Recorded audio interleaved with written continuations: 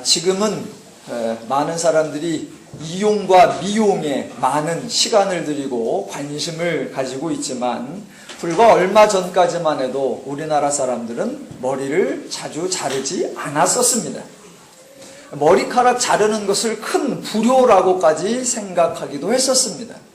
그러다 보니까 머리가 갖는 상징성도 생겨서 결혼을 하는 경우 남자의 경우는 상투를 들고 여자의 경우는 쪽을 찌는 것이 바로 어른이 되었다라는 의미가 되기도 했습니다. 그래서 어릴 적부터 빨리 커서 상투를 틀어야겠다라는 목표를 가지고 살고, 상투를 틀고 나면 주변에 있는 아직 상투 틀지 않은 사람들을 바라보면서 차별화와 우열화를 몸에 배도록 살아왔었는데, 만약 그 사람에게 머리를 자르라라고 한다면 그것은 단순히 머리카락을 자르느냐 안 자르느냐의 사고를 넘어서서 삶의 방식 또는 사고방식 전체를 바꾸어야 하는 중요한 사건일 것입니다. 실제로 우리나라에서 1895년 을미개혁 때 단발령이 내려졌었고, 그 단발령을 받은 백성들의 반응은 대단한 충격과 사상적 혼란 그리고 가치관의 멘붕이었습니다. 어른이 되었다는 기념으로 머리를 틀었는데 그 머리를 다시 풀어버리고 자른다면 어른 된 게 취소되고 다시 어린이가 되는 것인지, 그런 머리가 다르다라고 하는 구별이 없어지면 결혼한 자와 결혼하지 않은 자를 어떻게 구별할 수 있는 것인지, 또 머리를 자르는 것은 불효라고 생각했는데 머리를 잘라버리면 도대체 효의 개념을 어떻게 설정하고 어떻게 행동해야 할지 아마 대단한 멘붕에 빠졌던 것 같습니다. 사람들이 하는 정치적 혁명이든 종교적 혁명이든 또는 사상적 혁명이든 인간에 발생하는 변화 또는 혁명에는 대부분 강요가 동반되고 부작용이 발생하는 이유가 있습니다. 지금까지 습관화되어서 자연스럽게 여기고 있던 것을 새 것으로 대체하는데 충분한 설명도 해주지 않고 변화할 수 있는 여유도 주지 않은 채 일단 먼저 변화할 것을 요구하니 언제나 반발과 부작용이 나오는 겁니다. 그러니까 상황이나 사상을 변화시키려고 하는 이유가 궁극적으로는 인간을 유익하게 하고자 함인데, 그 사상이나 상황을 변화시키고자 결국 인간을 위협하고 인간을 강압하고 인간을 희생한다면 도대체 그 변화를 왜 해야 하는지 많은 곤란한 상황이 발생합니다. 그렇게 행동하는 것이 죄인들의 어리석음이고 죄인들의 한계입니다. 그런 죄인들의 방식과 완전히 대조되는 것이 하나님의 일하심입니다. 하나님이야말로 인간의 행복을 위해 인간을 변화시키고자 하는 큰 뜻이 계셨습니다. 그런데 하나님의 일하심은 한순간이 아니라, 한 사건이 아니라, 한 시대가 아니라 인류 역사를 통해서 차근하게 진행되었습니다. 인간을 변화시킨다는 명분으로 강요하지 않았고, 인간을 좋게 해준다는 명분으로 몰아붙이지도 않았고, 큰일을 하다 보면 작은 희생이 발생하는 것은 당연하고 그 정도는 감수해야 한다고 인간을 희생시키지도 않았습니다. 또 인간의 혁명은 언제나 과거를 정죄하고 그 과거의 주요 인물을 처단하는 것으로 시작합니다. 그러나 하나님은 구원사역을 시작하실 때 과거의 인간을 불쌍히 여기시고 과거의 인간을 치유하고 회복하는 것으로 진행하셨습니다. 하나님이 직접 강림하여 십자가를 지셨지 어느 누구에게도 십자가를 지우지 않았습니다. 어떤 사람은 멸망당하고 어떤 사람은 흥하는 방식으로 아니라 하나님으로 말미암아 모든 사람이 자유와 평화와 안식을 얻도록 하나님이 일하셨습니다. 구약에서부터 복음서까지 하나님이 그렇게 구원사역 때에 일하셨다면 복음 전파 또는 하나님의 나라 확장 사역도 동일한 원리로 진행되어야 할 것입니다. 하나님은 복음 전파를 위해 성도를 희생시키거나 하나님 나라 확장을 위해 제자들에게 충성을 강요하고 고난을 감수하도록 몰아세우지 않으셨습니다. 그래서 우리는 사도행전에서 목표를 이루어내기 위한 하나님의 다그치심을 발견할 수 없고 제자들이 억지로 하나님의 뜻에 복종하는 모습도 찾아볼 수 없습니다. 십자가 사건을 통해서 인간의 죄의 문제를 해결하신 그 하나님의 구원 소식을, 그 복된 소식을 인류 모든 인간에게 알리고자 하셨고, 그래서 예루살렘과 유대와 사마리아와 땅끝까지 그 복음이 전해지기를 원하셨습니다. 복음이 땅끝까지 전해진다라는 것은 이방인에게도 전해진다는 것이고, 그 이방인에게 전해진다는 것은 단순히 지적인 것뿐만 아니라 민족적으로나 또는 인종적으로도 이스라엘의 경계에 유대인의 경계를 넘어선다라는 것을 의미합니다. 그런데 여기서 중요한 것은, 자, 복음을 가장 먼저 들었고 복음의 가장 먼저 대상이 된 제자들이 바로 유대인이었습니다. 그렇다면 그들은 단순히 유대인이었다는 것이 아니라 유대인이라면 당연히 유대인의 사고방식, 유대인의 행동 양식이 있었다는 것입니다. 그런 유대인들이 너무나 단순히, 그런 유대인들이 너무나 쉽게 이방에게로 넘어가고 이방에 가서 복음을 확확 전할 거라고 기대하신다면 큰 오산입니다. 조선시대 사람에게 단발령을 내린 것이 엄청난 사건이었던 것처럼 유대인들에게 이방인과 교제하며 이방인에게도 이 소식을 전하라라고 하는 것은 대단히 충격적인 사건이었다라는 겁니다. 바로 그때 하나님이 유대인이라고 하는 제자들의 유대적 사고방식을 완전히 무시하고 내가 복음을 전하길 원하고 내가 하나님 나라가 확장되기를 원하니까 너희는 빨리 가. 유대인이라는 거 신경 쓰지 말고 고넬료가 이방인이라는 거 신경 쓰지 말고 빨리 가. 복음이고 좋은 거니까 빨리 가서 전해 라고 강요하신다면 그동안 해오셨던 하나님의 사역 원리와도 맞지 않습니다. 지금 복음이 제자들이 복음서에서 깨닫지 못하던 것을 사도행전에서 성령 받음으로 깨달았다라는 것도 엄청난 사건이고, 이제 그 복음이 유대인의 경계를 넘어 이방인에까지 전파된다는 것 또한 어마어마한 사건이고, 그 사건이 지금 사도행전 10장에 기록되어 있는 겁니다. 그러면 하나님이 이 복음을 유대인에게서 드디어 이방인에게까지 확장시키려고 하는 그 순간에 어떠한 과정을 거쳐서 일하시는지 그 하나님의 일하심을 우리는 분별해야 한다는 겁니다. 자, 우선 본문을 살펴보면 베드로가 기도하러 산에 올라갔다, 기도하러 나아갔다라고 말합니다. 베드로가 기도했다는 장면이 사도행전에 2번 나오는데 3장 1절을 보면 제9시 기도 시간에 베드로와 요한이 성전에 올라갈세라고 되어 있고, 오늘 본문 10장 9절을 보면 베드로가 기도하려고 지붕에 올라가니 그 시각은 제6시더라입니다.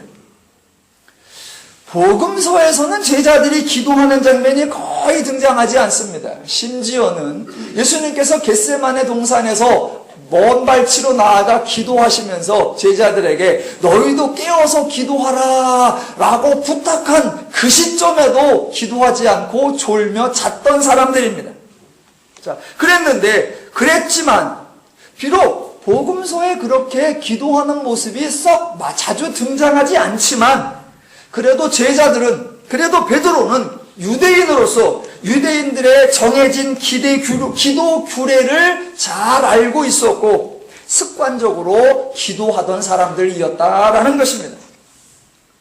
지금 사도행전 10장에서 베드로가 기도하러 올라갔다라고 말해주는 것은 베드로가 경건했다거나 베드로가 신실했다거나 베드로가 영성이 깊었다라는 것이 아니라 베드로가 유대인으로서 유대적 전통을 알고 있었고 유대적 율법을 알고 있었고 그 전통과 율법을 따르고 지키던 사람이었다라는 것입니다. 자, 그렇게 기도하다가 환상을 봅니다. 베드로가 환상을 보았을 뿐이고 그 환상을 주신 분이 하나님이십니다. 그런데 그 환상을 내용과 그 환상을 본 결과가 아주 난해합니다. 성경대로 하면 환상 가운데 그릇이 하나 나타났습니다. 11절. 하늘이 열리며 한 그릇이 내려오는 것을 보니 큰 보자기 같고 내 귀를 메어 땅에 들이웠더라. 그 안에는 각종 네 발 가진 짐승과 기는 것과 공중에 나는 것들이 있더라. 그릇이 내려오면서 동시에 소리가 들리는데 13절. 베드로야 일어나 잡아 먹으라. 자, 분명히 베드로야 라고 이름을 불렀으니까 하나님이 사람을 잘못 찾아온 것은 분명히 아닙니다. 사람을 잘못 찾아와서 엉뚱한 말씀을 하시는 것이 아니라 베드로를 찾아오셨고 베드로에게 하시는 말씀입니다. 각종 짐승이 그릇에 담겨왔으니 그것을 잡아먹으라고 하나님 말씀하시는데 그때 베드로가 하는 말이 14절. 주여 그럴 수 없나이다. 속되고 깨끗하지 않은 것을 내가 결코 먹지 아니하였나이다. 그런 말씀이 두 번을 오갑니다. 그래서 14, 15절. 하나님께서 깨끗하게 하신 것을 내가 속되다 하지 말라. 그런데 이 환상과 환상 속에 나타난 하나님의 천사와 베드로의 대화에서 저희가 문제를 해결하는 키포인트는 바로 베드로의 말입니다. 하나님께서는 잡아먹으라 라고 하는데 베드로가 그것을 거부하는데 거부하는 이유가 뭐냐면 속되고 깨끗하지 않은 것을 내가 결코 먹지 아니하였나이다 라는 겁니다. 지금 바로 그 앞에 9절에서 베드로가 유대교의 전통에 따라 유대교의 율법에 따라 정해진 시간에 기도하러 나갔던 사람이었다고 말했었고 지금 14절에서는 유대교의 전통에 따라 유대교의 율법에 따라 먹지 못할 것으로 정해진 음식은 한 번도 먹지 않았다라고 강조하고 있다는 겁니다.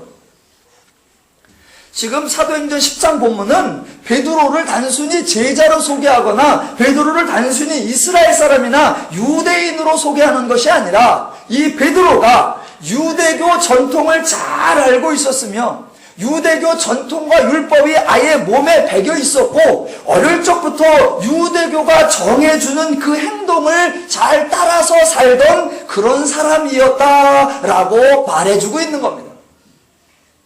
자, 베드로가 유대교의 율법을 알고 유대교의 율법대로 살던 사람이다. 첫 번째 기도하던 거, 두 번째 음식에 관한 규정을 지키던 거, 하나 더 나옵니다. 자, 28절에 보면 베드로의 사과 방식을 소개하는 게 나오는데 이르되 유대인으로서 이방인과 교제하며 가까이 하는 것이 위법인 줄을 너희가 알거니와입니다. 고넬료가 보낸 사람이 베드로에게 도착했을 때 베드로가 그들에게 한 말입니다. 물론 베드로가 나중에는 고넬료 집에 갑니다. 그러나 처음에는 고넬료 집에 가지 않으려고 했었습니다. 왜 가지 않느냐? 그 이유가 유대인으로서 이방인과 교제하는 것이 위법이라는 것이 유대교의 전통이었고 그게 유대교의 율법이었는데 베드로는 그 유대교의 전통을 배웠고 그 유대교의 율법을 따라 행동해 왔다라는 겁니다. 그러니까 지금 사도행전 10장에서 소개하는 베드로는 유대교의 전통과 율법을 신실하게 지켜왔고 유대교의 전통을 따르기 위해서는 하나님 말씀까지도 거부할 정도로 유대교를 잘 따랐다라는 겁니다. 그런 전통과 그런 율법과 그런 사고방식을 가지고 있었기 때문에 잡아먹으라라는 하나님 말씀까지도 거절할 수 있었던 겁니다. 자, 지금까지 사도행전 10장이 베드로를 어떻게 소개하였는가라는 것을 확인했고 다음은 하나님의 환상 사건 이후에 베드로의 행동과 그 환상을 통해 하나님께서 베드로에게 무엇을 말씀하시려고 하는지 그 의도를 한번 확인해 보겠습니다. 자, 세 번의 하나님과 베드로의 대화가 있은 후에 이제 보자기는 다시 하늘로 올라갔습니다. 그리고서 환상에서 깨어나 베드로가 생각하는 게 17절.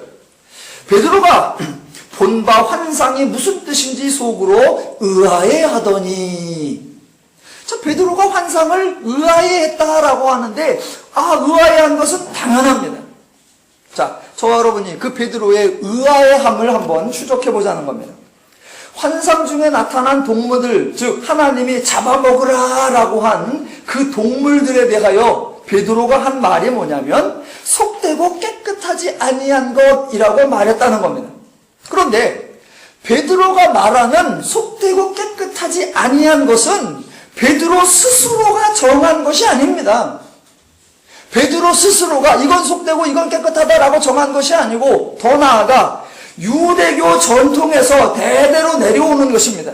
그런데 유대교 스스로가 우리가 정하겠다, 이거는 속되다, 이건 깨끗하다, 그렇게 정한 것이 아니라 구약에서, 레위기에서 하나님이 정해준 대로 내려오던 거였습니다. 그러니까 베드로가 정한 적이 없고 유대교가 정한 적이 없고 하나님이 정해주신 것을 지금 지키고 있었던 겁니다. 그 속되고 깨끗하지 아니한 거에 대하여 레위기 11장에 이렇게 나오는데 2절부터는 11장 2절에 육지의 짐승에 관하여 나오고 9절부터는 물에 있는 것에 나오고 13절부터는 새 중에 먹을 것과 먹지 못할 것에 대한 것이 나오고 그리고 20절부터 더 구체적으로 설명이 나온 다음에 레위기 11장 46절에 이렇게 나옵니다. 이는 짐승과 새와 물에서 움직이는 모든 생물과 땅에 기는 모든 길짐승에 대한 규례니 부정하고 정한 것과 먹을 생물과 먹지 못할 생물을 분별할 것이니라 라고 레위기 11장이 끝납니다. 그러니까 지금 베드로가 환상 중에 동물들이 나타나고 하나님께서 잡아먹으라 라고 할 때 아니요, 나는 속되고 깨끗하지 아니한 것을 먹은 적이 한 번도 없습니다 라고 말한 그 기준은 율법에 나오는 것을 따른 것이고 그 베드로가 따랐던 율법은 유대교의 율법이고 그 유대교의 율법은 하나님이 주셨다라는 겁니다. 자, 그런데 조금만 더 나가 보겠습니다. 성경에 보면 인간이 먹는 음식에 대하여 하나님이 말씀하시는 것이 조금씩 달라지는 것을 우리는 발견할 수 있습니다. 음식에 관한 하나님의 언급이 처음 나오는 것이 창세기입니다. 창세기 1장 29절. 하나님이 이르시되 내가 온 지면에 씨 맺는 모든 채소와 씨 가진 모든 모든 나무를 너희에게 주노니 너희의 먹을거리가 되리라. 처음에는 식물만 주었고 그러다가 홍수 사건 이후에 창세기 9장 3절 모든 산동물은 너희의 먹을 것이 될지라 내가 이것을 다 너희에게 주노라. 그러나 고기를 그 생명되는 핏째 먹지 말라. 홍수 사건 이후에 동물이 먹을 것으로 제공됩니다.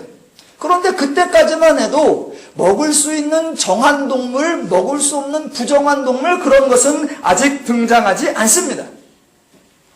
그러다가 드디어 레위기에서 정한 것과 부정한 것, 먹을 것과 먹지 못할 것 이렇게 등장합니다. 그러니 창세기 1장에 나오는 것이나 창세기 9장에 나오는 것이나 레위기 11장에 나오는 것이나 모두 다 하나님이 정해주신 겁니다. 베드로가 스스로 음식 규정을 정한 적이 없고 이스라엘이 스스로 음식 규정을 만든 적이 없습니다. 그러니까 유대인인 베드로는 그동안 해오던 대로 즉 하나님이 정해준 규례를 따라서 행동했는데 사도행전 10장에서 갑자기 하나님이 나타나서 그동안은 부정한 것으로 여겨져 있던 것을 잡아먹으라 라고 말씀하시니 베드로의 입장에서는 어라, 하나님이 스스로 말씀하신 것을 하나님이 스스로 깨시네. 이거 하나님이 뭔가 말씀에 앞뒤가 안 맞는 거 아닌가 라고 의아해했다라는 겁니다. 당연하다라는 겁니다. 자, 오늘의 중요한 포인트는 하나님이 복음을 유대인에게서 이방인에게까로 확장하는데 그때 그냥 베드로에게 야, 복음 들고 이방까지 가! 라고 하겠느냐라는 겁니다. 그렇다면 유대인의 사고방식에 쩔어있고 유대의 율법과 유대의 전통에 익숙해 있는 그 베드로가 네, 그리고 가겠느냐라는 겁니다. 안 간단 말입니다. 그러니까 유대인인 베드로에게 이방인인 고넬료 집에 가게 하려면 갈 만한 설득을 해야 되고 갈 만한 근거를 제공해야 된다는 겁니다. 지금 하나님이 유대인인 베드로를 이방인에게 보내려고 설득하는 사건이 바로 환상사건이라는 겁니다. 그러면 이 환상사건을 통해서 베드로를 어떻게 설득해내시느냐, 저 여러분이 그걸 지금 추적해가고 있는 겁니다. 자, 베드로가 하나님 말씀을 들으면서 당연히 의아해하죠. 하나님이 부정하다고 해서 나는 그동안 안 먹었는데 그걸 하나님이 잡아먹으라고 한다? 그래서 내가 그럴 수는 없습니다 그랬더니 그걸 만들어주신 하나님이 야, 내가 정하다는 걸 네가 부정하다고 말하지 말라라고 해버리니 베드로는 의아해할 수밖에요. 그런데 저와 여러분이 베드로가 의아해하는 것보다 더 의아함을 가져야 하는 게 뭐냐면 지금 그 사건을 하나님이 일으키고 있다라는 겁니다. 누가 봐도 하나님이 하시는 일은 명백한데 베드로가 오해하는 것이 아니라 들어보니까 하나님이 말씀을 이상하게 하는 것처럼 보인다 그겁니다. 그러니까 지금 이 사건은 하나님이 실수가 아니고 하나님이 앞뒤를 틀리게 말하는 것이 아니라 일부러 이렇게 말하고 있고 베드로가 혼동하며 베드로가 멘붕에 빠질 것 뻔히 알면서 이렇게 말씀하시고 이 환상 사건을 일으키고 있다는 겁니다. 하나님의 의도적 행동이라는 겁니다. 복음서에 보면 예수님은 하지 않아도 되는 행동을 하시는 경우가 종종 있습니다. 사람들이 예수를 함정에 빠뜨리려고 예수를 책잡을 건수를 잡고 있습니다. 그렇다면 굳이 다른 날 고치셔도 되고 안식일 날은 책잡힐 일을 하지 않으셔도 됩니다. 어차피 평상시 많이 고치시니까 예수님도 피곤하시면 하루 쉬어도 됩니다. 그런데 굳이 안식일에 병을 고치십니다. 그래서 사람들이 책을 잡으려고 하는 일에 잡히셔서 논쟁하러 오는 사람들과 변론을 하십니다. 예수님이 날짜에 대한 개념이 없거나 요일에 대한 개념이 없어서 일부러 건수를 잡히고 그 건을 통하여 안식일의 의미를 가리키려고 하는 하나님의 의도적 행동입니다. 그렇게 예수님이 일하셨던 것처럼 지금 하나님도 의도를 가지고 베드로에게 말씀하고 있습니다. 복음이 유대인의 경계를 넘어 이방인에게 전파되려는 시점에서 유대인은 베드로를 이방인은 고넬료의 집으로 보내기 위해 이 환상소권 사건을 하나님이 말씀하시는 겁니다. 자, 조금 아까 베드로에 대하여 설명할 때 베드로가 유대인으로서 유대교의 전통과 율법을 잘 따르고 있는 사람이라고 했습니다. 그런 베드로가 유대교의 전통을 잘 따른 베드로가 고넬료에게 가라, 이방인에게 가라 그러면 안 갈 거 뻔히 알고 있었단 말입니다. 그런 그에게 가, 내가 하나님이야, 가라면 가, 이방인에게도 전해지는 게 내 뜻이야, 가 라고 하시면 안 된단 말입니다. 서두에 말씀드렸던 것처럼 조선시대 사람들이 머리에 대한 특별한 생각을 가지고 있는데 어느 날 느닷없이 나타나서 잘라 라고 하면 그 사람들은 머리의 문제가 아니라 사고방식의 문제고 가치관의 문제고 삶의 존재에 대한 문제입니다. 베드로가 유대인으로서 유대적 전통과 유대의 율법과 유대적 사고방식, 유대적 행동 양식에 온통 젖어 있는데 자기 입으로 말하기를 이방인과 교제하는 것은 위법이다라는 사고방식을 가지고 있는데 그 사람에게 고넬료의 집에 가라, 이방인에게도 가라 라고 하는 건 어마어마한 강요고 어마어마한 협박입니다. 하나님은 그렇게 하시지 않는단 말입니다.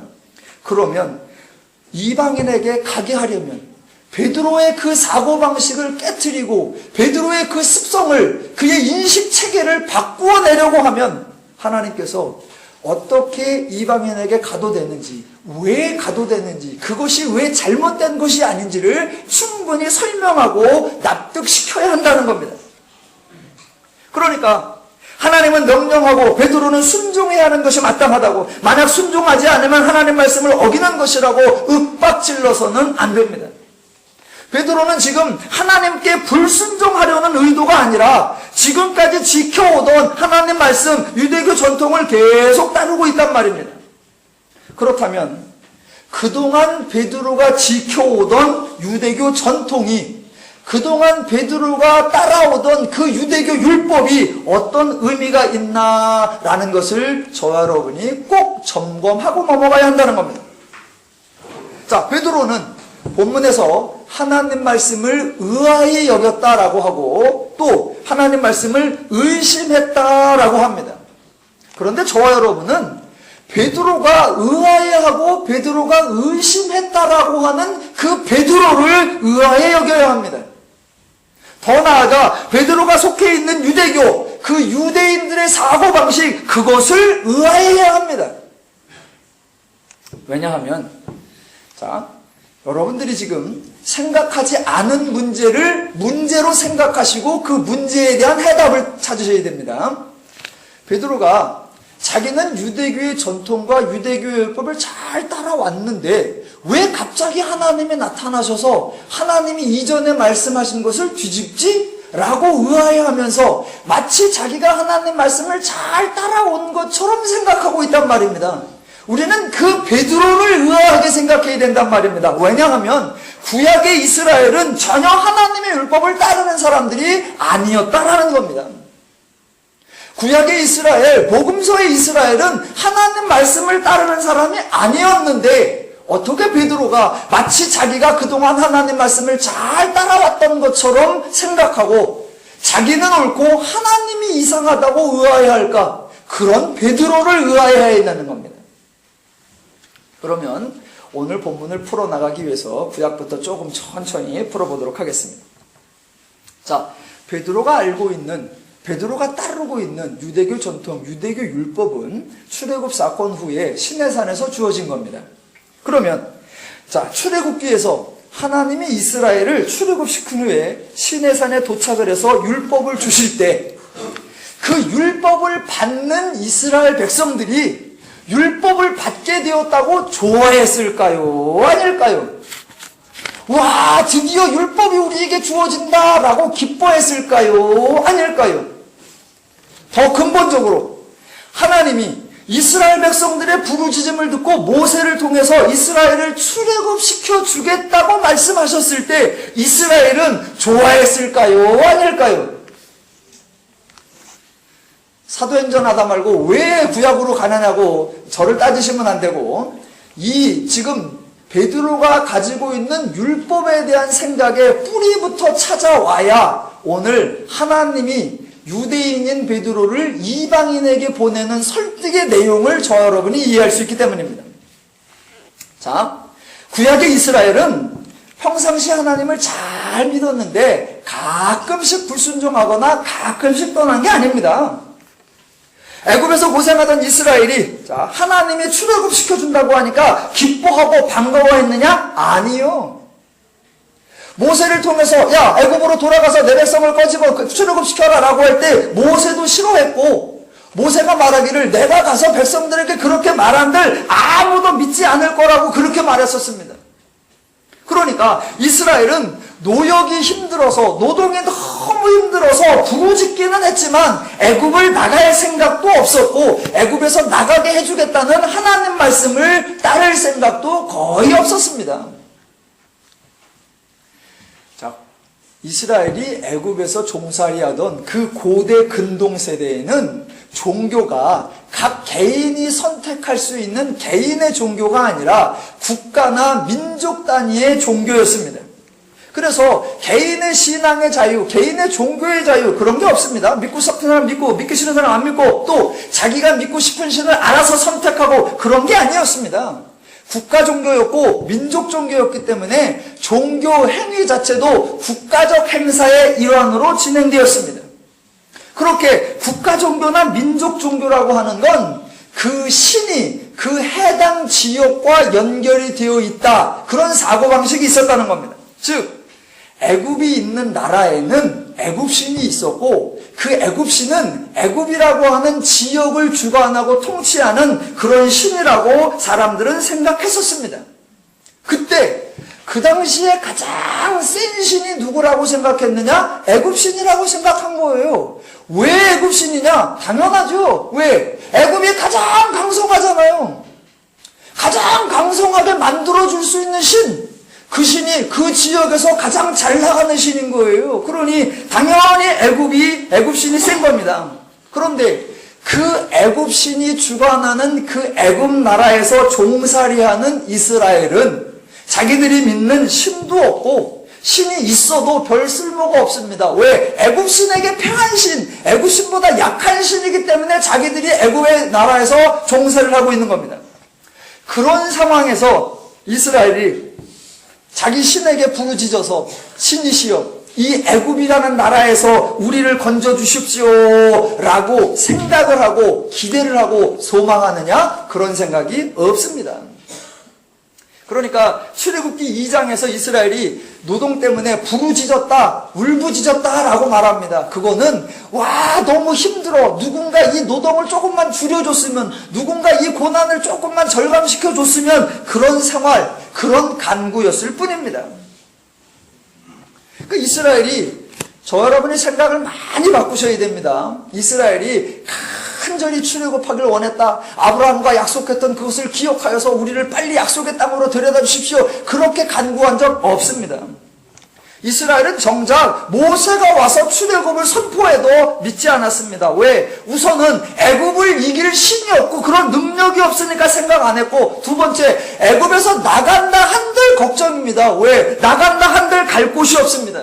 자기들은 군사력도 없고 지도력도 없고 경제력도 없습니다. 또 자기들을 후원해줄 강력한 신도 없습니다. 나가면 광야인데 광야에서 뭘 먹고 어떻게 살아요? 천만다행으로 가나안에 도착한다고 합시다. 그러면 거기는 누가 있느냐? 가나안 지역을 다스리고 있는 가나안의 신이 있어서 이미 거기를 장악하고 있습니다. 그러니 떠돌이 자기들과 어울리는 그런 신 존재가 강력한 애굽 신을 이겨서 끄집어내고 강력한 가나안 신을 이겨서 집어넣을 수 있으리라는 생각 전혀 할 수 없습니다. 전혀 할 수 없어요. 자, 그래서 단순히 힘들다고 부르짖었을 뿐인데, 그런데 놀라운 일, 기적 같은 일이 난 겁니다. 무슨 일? 이스라엘이 출애굽을 한 겁니다. 그러니까 출애굽하는 순간에 제일 놀라는 게 누구냐? 당사자들입니다. 아니, 어떻게 이런 일이? 야훼라는 신이 모세를 보냈고 10가지 이적을 통해서 드디어 애굽의 신들을 물리치고 나왔으니까 정말 기적 같은 겁니다. 그런데 출애굽하는 장면이, 저와 여러분이 출애굽기 13장인데 바로 그 다음 14장에서 이스라엘은 하나님께 원망하고 불평하더라라고 합니다. 왜냐하면 10가지 기적은 정말 대단했어요. 그런데 기적은 기적일 뿐이고 현실은 현실이에요. 기적을 볼 때는 너무나 대단했고 기적을 볼 때는 정말 놀라웠어요. 그런데 홍해라는 현실 앞에 추억은 아름답지만 힘이 없어요. 그러니 이적은 정말 놀라운 경험이었지만 현실 앞에 아무런 작동을 못합니다. 그러니까 홍해 앞에 서자 원망하고, 마라의 쓴물 앞에 서자 불평하고, 광야에서 먹을 것이 없자 또 원망하고, 무리바에서 또 물이 없자 또 원망하고, 군사들이 나타나자 또 원망합니다. 왜 그러느냐? 하나님에 대하여 잘 모르니까 살아갈 날이 깜깜합니다. 여호와라는 신이 자기를 데리고 나왔지만 이 신을 따라가도 되나? 아니, 밑도 끝도 없이 나타난 이 야훼라고 하는 신, 자기 땅도 하나도 없고 자기 민족도 하나도 없는 이 신을 과연 따라가는 게 옳은가? 아니면 차라리 애굽으로 돌아가는 것이 나은가? 노동만 조금 줄여준다면 애굽이 차라리 더 나은 것이 아닌가? 그러니까 광야에서 믿고 따라가 볼까? 아니면 말을까? 그래서 조금 먹을 것이 있으면 와 해다가 조금만 먹을 것이 없으면 차라리 애굽이 나았도다 그러는 거예요. 자, 그런 이스라엘입니다. 지금 그런 이스라엘이 애굽에서 나와서 시내산에 도착하는 게 2달이 걸리고 시내산에서 10개월을 머물러 있으면서 드디어 율법을 받습니다. 지금 오늘 본문에서 베드로가 따르고 있던 그 율법 얘기의 뿌리가 이제 출애굽기 20장에 나오는 율법 사건입니다. 그런데 보세요. 하나님의 율법을 주시는 내용은 정말 획기적인 사건입니다. 왜냐하면 그동안 하나님이 이스라엘에게 논리정연하게 공개적으로 문서로 나는 이렇다, 내 원리는 이렇다, 내 뜻을 이렇다 라고 소개한 적이 단 한 번도 없습니다. 그런데 드디어 하나님의 자기소개, 드디어 하나님의 뜻이 담긴 내용이 이스라엘에게 제공되는 겁니다. 물론 그동안 이적과 기적을 통해 알렸지만 정작 이스라엘 사람들은 이게 하나님이 한 건지 애굽신이 한 건지 하나님이 한 건지 어떤 신이 한 건지 잘 몰랐단 말입니다. 그런데 드디어 하나님에 대한 소개서가 율법으로 딱 등장하는 정말 대단한 사건입니다.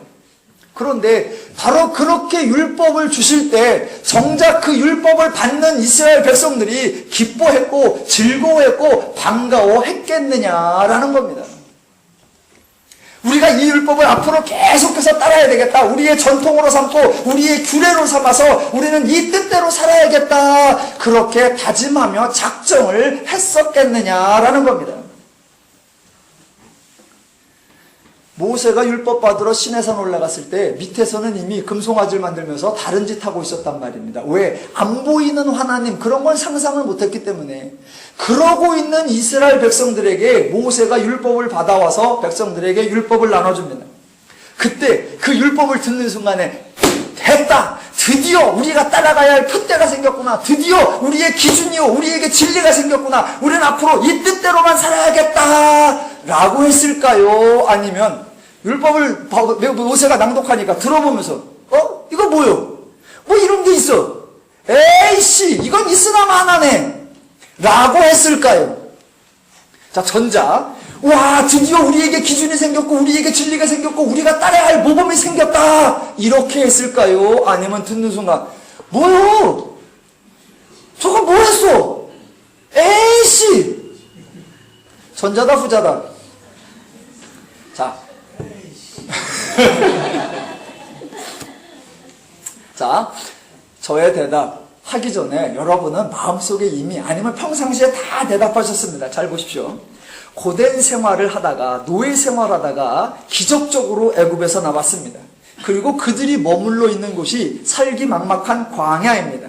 그때 신이 나타나서 율법을 줬는데 그 내용이 대표적으로 성경으로 따지면 출애굽기 20장부터 레위기에 해당하는 내용입니다. 자, 이스라엘이 그 율법을 받을 때 어떤 느낌이었는지 어떻게 상상하면 되냐면요. 자, 평상시 여러분이 한번 성경책을 읽어야 되겠다 그러실 때 출애굽기 20장 율법이 나올 때부터 레위기 지나갈 때 여러분이 어떻게 했나를 보시면 합니다. 출애굽기 20장부터 율법 나오고 제사가 어쩌고 저쩌고 나올 때 여러분은 그 레위기를 읽으면서 드디어 진리를 찾았구나, 내가 살아가야 할 표대를 찾았구나, 내가 대대로 따라야 할 하나님의 말씀을 발견했다 라고 감격하면서 눈이 확 떠졌습니까? 전부 다 졸며 잘새로 가셨습니다.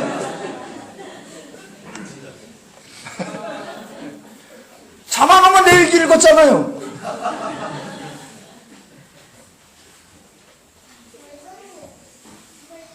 예, 대부분의 성도들이 성경 읽다가 지루해하고 성경 읽다가 재미없어하고 성경 읽다가 이게 무슨 의미가 있는가, 이런 게 나에게 무슨 가치가 있는가, 성경 읽고자 하는 동기부여를 절망으로 바꾸는 시작점이 출애굽기 20부터 레위기에 가서 확증되죠. 우리 대부분의 성도가 그런 경험을 하듯이 그런 경험의 원조가 누구냐? 이스라엘이에요. 들어보니까 율법 듣고 전혀 기뻐하지 않았습니다. 왜 안 기뻐했냐? 들어보니 기뻐할 내용이 없는 거예요. 들어보니 즐겁고 감격해야 할 소식이 하나도 없습니다. 들어보니 십계명 얘기 나오고, 들어보니 성막 지으란 얘기 나오고, 들어보니 온갖 제사 얘기 나오고, 들어보니 동물이 어쩌고 네 발 가진 게 어떻고 뭐 새김질하는 게 어떻고 되새기는 게 어쩌고, 그게 뭔 상관인데 들어보니 하나도 쓸만한 내용이 없습니다. 이스라엘이 가장 중요하고 이스라엘이 가장 기대하고 있었던 내용이 전혀 없습니다. 이스라엘이 율법을 주신다 그러면 기대하고 있었던 게 뭐냐면 첫 번째 비전입니다. 비전.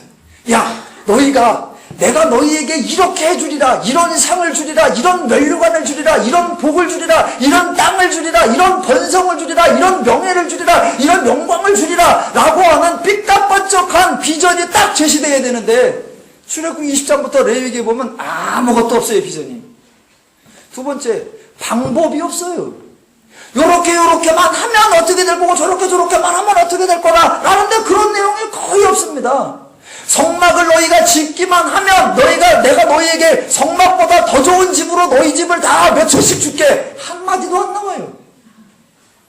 성막 지으라고만 나오지, 성막 지으고 그 다음에는 성막보다 더 좋은 너희 집 줘줄게, 그런 말 안 나온단 말입니다. 그러니 성막을 뭐하러 줘?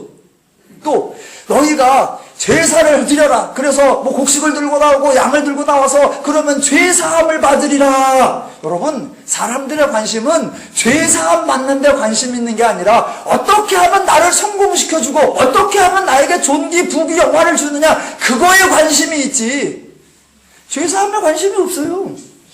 그러니 출애굽기 20장부터 레위기, 민수기, 신명기 읽어봐도 재미가 하나도 없어. 따라할 만한 게 없어. 동기부여하는 게 없단 말입니다.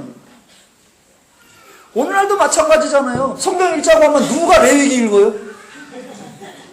다 건너뛰기죠. 레위기 누가 읽어요? 그럼 전부 다 그러죠. 죄요 그러죠. 그러니 이 교회에서도 레위기는 맨날 나만 읽어. 오늘날도 마찬가지예요. 성경 읽을래? 자기계발서 읽을래? 그럼 다 자기계발서 읽지 누가 성경 읽어요? 왜? 자기계발서에는 언제나 비전이 나오고 언제나 방법이 나와요.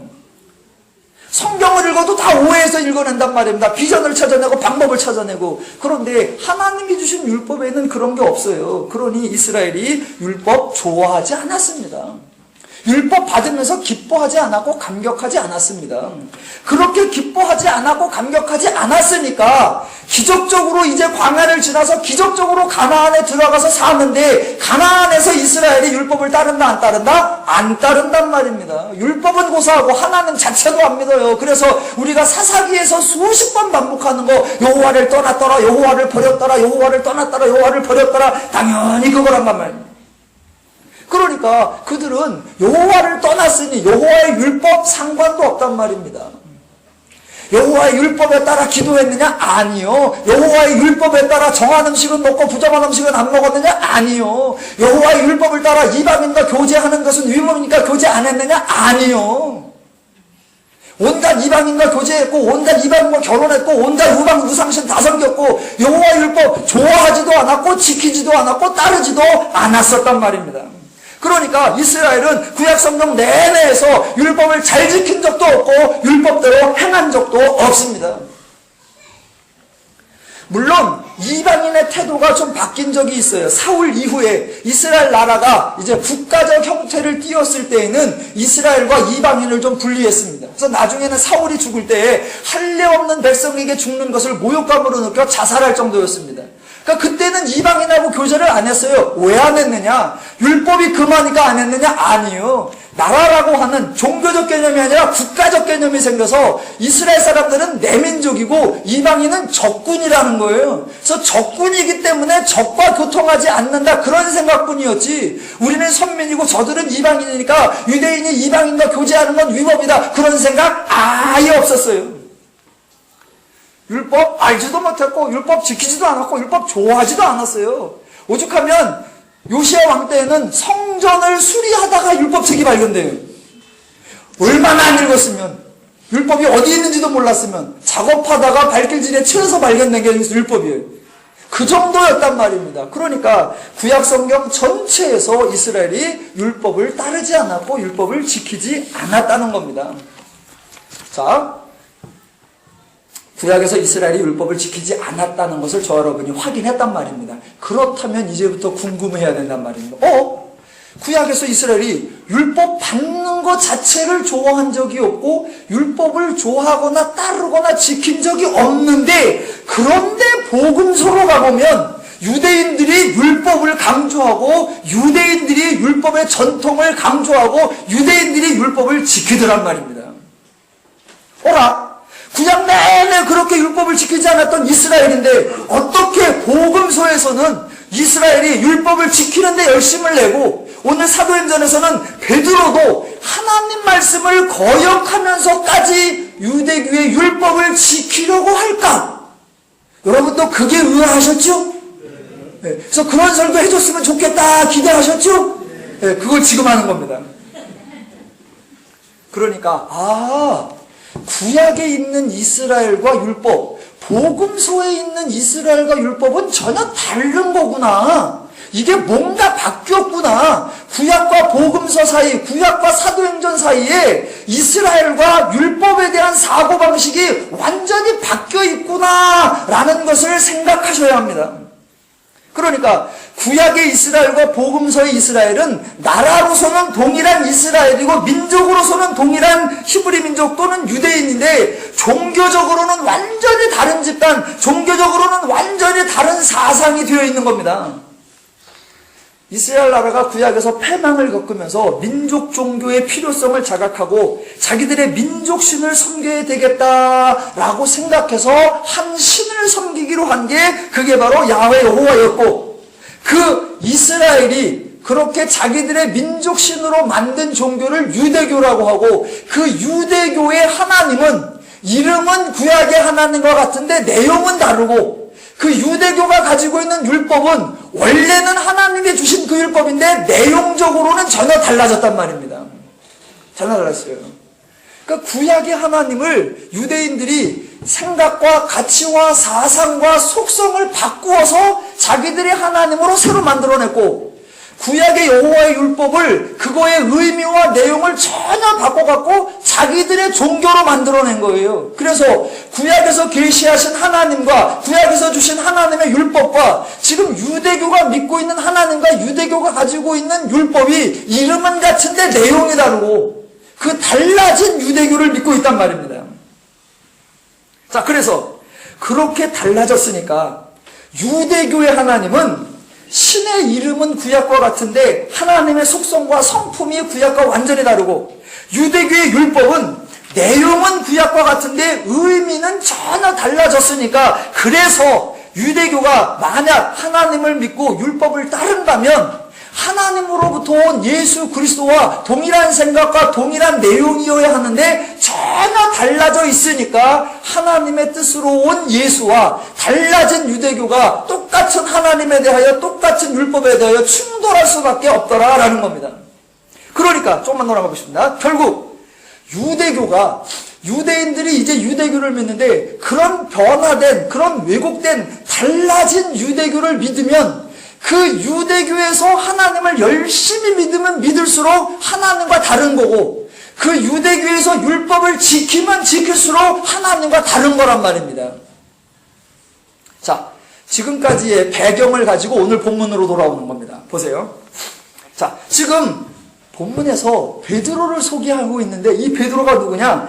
유대교의 전통을 지키고 있는 베드로고, 유대교의 율법을 지키려고 정작 율법을 주신 하나님을 거부하고 그 하나님의 말씀도 의아하게 생각하고 10장 20절에 보면 하나님의 말씀을 의심까지 하더라라는 겁니다.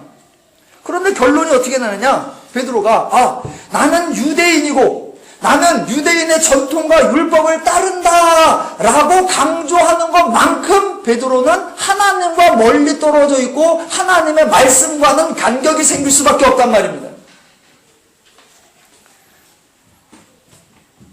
제가 이해가 되게 설명을 드렸죠. 내를 해주셔야 끝납니다. 다시 한번 요약. 이스라엘은 율법을 안 믿었었다.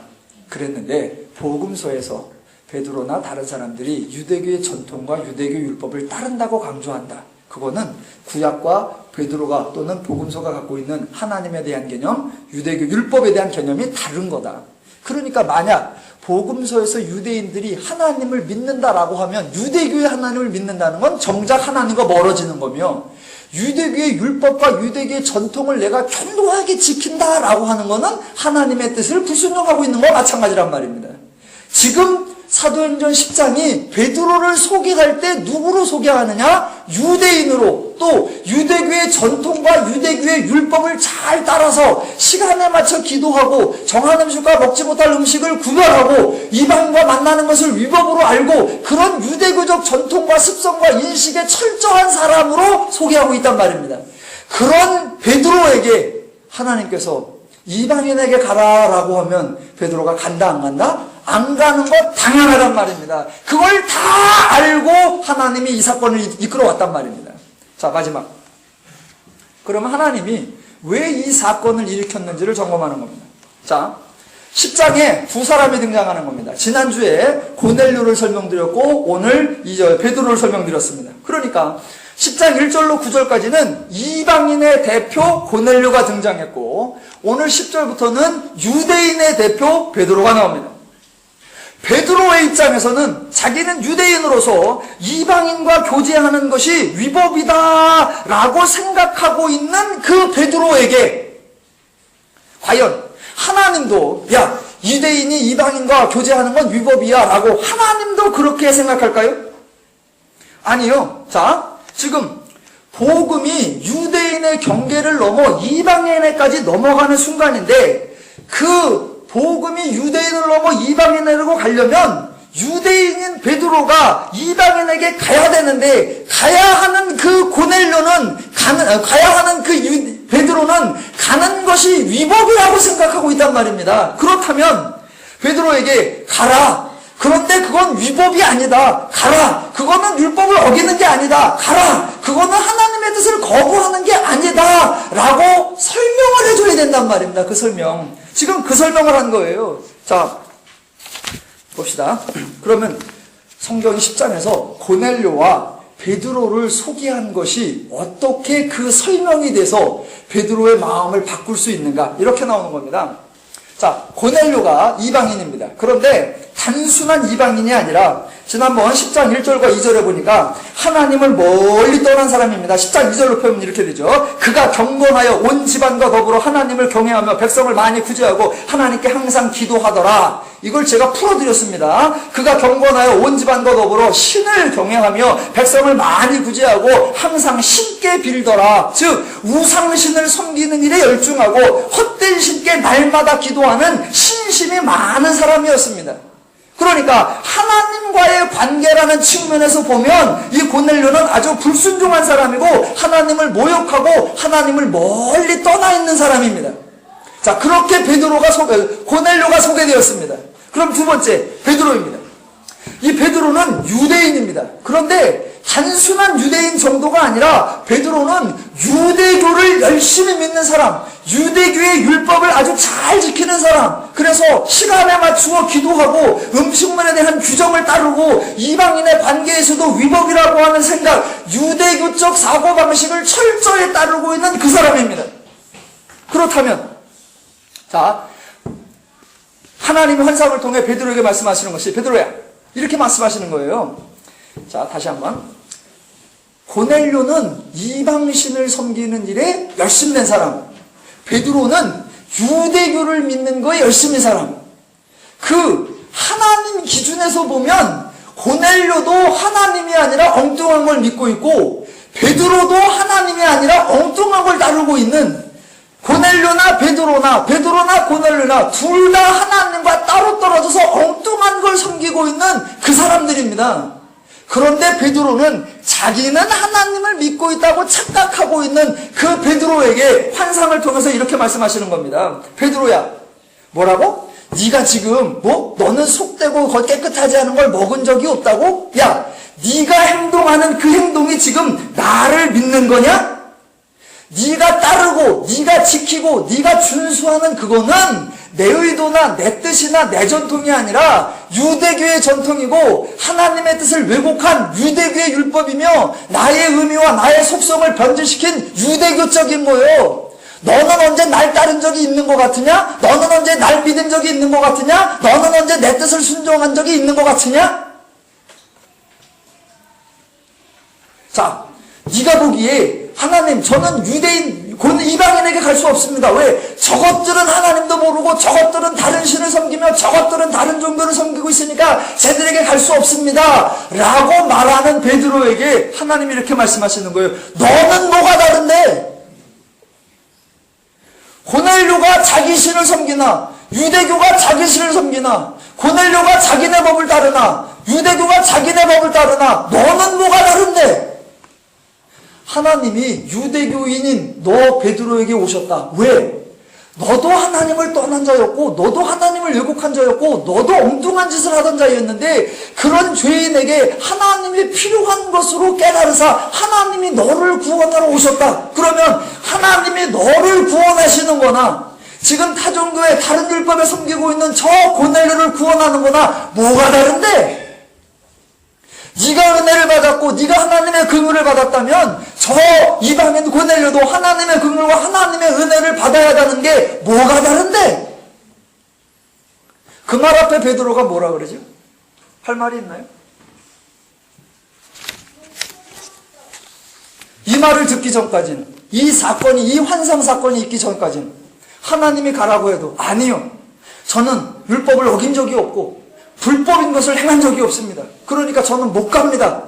라고 버티던 그 유대인 베드로에게, 야, 네가 유대교 율법을 따른 게 나를 떠난 거고 고넬료가 자기 신을 섬기기에 나를 떠난 거예요. 다 너나 고넬료나 유대인이나 이방인이나 다 자기 종교 섬겼고 다 자기 전통 따랐고 다 자기 율법 따랐고 똑같은 죄인이었고 똑같이 나를 떠나 있었다. 뭐가 다른데? 그래서 내가 너를 구원한 것처럼 이방인을 구원하고 내가 너에게 은혜를 준 것처럼 이방인의 은혜를 주어야 한다는데 뭐가 틀렸는데? 네가 안 갈 수 있는 핑계가 뭐고 네가 못 가겠다고 하는 변명이 뭔데? 네가 만약 이방인에게 안 간다면 내가 너에게도 왔어야 할 이유가 없다. 네가 이방인에게 복음을 전하지 않는다면 내가 너에게 기쁜 소식을 전해야 될 이유가 없다. 뭐가 다른데? 드디어 베드로가 그랬었구나. 내가 이방인이었고 내가 죄인이었었고 내가 은혜가 필요한 자였었구나. 그렇다면 내가 은혜를 받았다면 이 은혜 받은 걸 나가서 동일하게 나누어주고 동일하게 알려주고 동일하게 가르쳐주어야 하는 거, 그게 정상이구나. 하나님은 지금 베드로를 그렇게 설득하고 그렇게 납득시켜서 마침내 고넬료의 집에 보내시는 겁니다. 하나님은 베드로에게 환상사건을 통해 베드로와 유대인이 하나님의 은혜를 받았다는 것을 알게 하고 동시에 이방인이 하나님의 은혜를 받는 것이 자신들이 은혜를 받은 것과 전혀 다를 바가 없다는 것을 깨닫게 하시는 겁니다. 모두가 동일한 죄인이었고 모두가 동일한 하나님의 은혜를 받았다는 것을 말합니다. 하나님이 베드로를 설득하신 내용에 동의하십니까? 우리 모두가 하나님의 은혜를 감사하고 그 중에 내가 먼저 은혜 받았다는 사실을 감격하며 다른 사람에게도 이 은혜를 알리고 나누고 누리는 풍성한 삶이 되시기를 주님의 이름으로 축원합니다. 기도하겠습니다.